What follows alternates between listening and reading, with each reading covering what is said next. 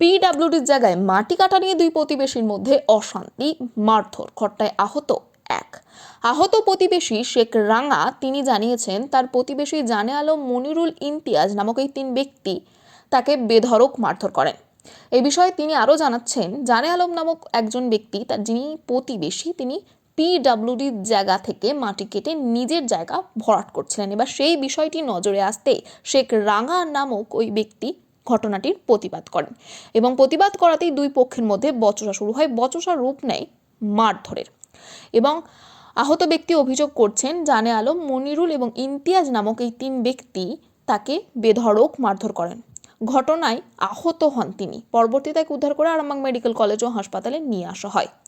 এই বিষয়ে অপর পক্ষের মনিরুল নামক ওই ব্যক্তি তিনি জানিয়েছেন, মারধর দু পক্ষের মধ্যেই হয়েছে। তিনি কাউকে মারেননি, তার জামাইবাবুকেই উল্টে মারধর করা হয়। এই বিষয়ে পুলিশ প্রশাসন একজনকে ইতিমধ্যে আটক করেছেন। এ বিষয়ে দুই পক্ষই কি জানাচ্ছেন দেখুন বিস্তারিত। 24 আওয়ার্স আরামবাগের রিপোর্ট। আমাকে জানে আলম, যাদের সালা মনিরুল, ইমতিয়াজ কি বলেছিলেন? বলেছিল বলতে ওনারা একটা পিডব্লিউ জায়গা থেকে মাটি কাটছিল, কেটে নিজস্ব জায়গায় ভরাট করছিল। আমি যে ওখানে বলি এটা পিডব্লিউর জায়গায় হেনতেন মাটি কাটা যাবে না, তখন বললো কেন কাটা যাবে না, বলে আমার প্রতি চড়াও হয়, ভাই আমাকে মারধর। কোথায় ওটা? ওইটা হরিণখোলা সামগ্রাম।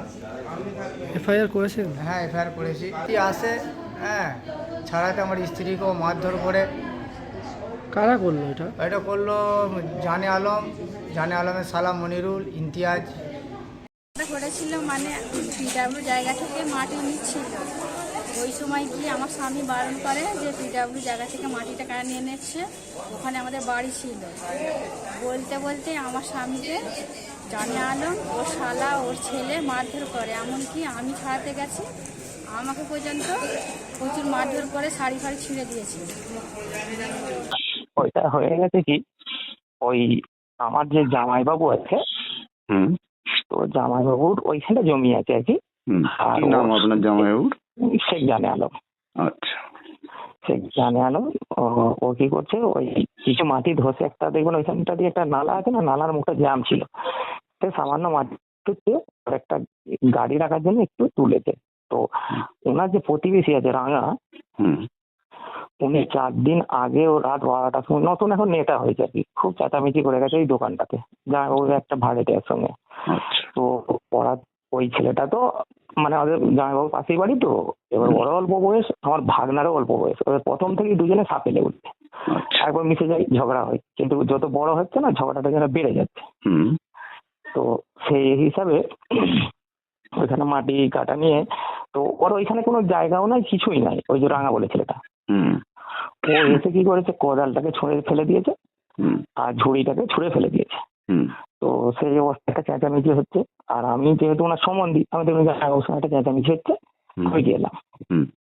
তো ওইখানে যাওয়ার ফলে সে তো মানে কি বলবো, এত উগ্র, আমি ওই চাচা তোর সঙ্গে তো সাপে দেখলে, তুই কেন কথা বলছিস, এই যে বাকি যে নেতা এসেছে তাদেরকে কথা বলতে তো।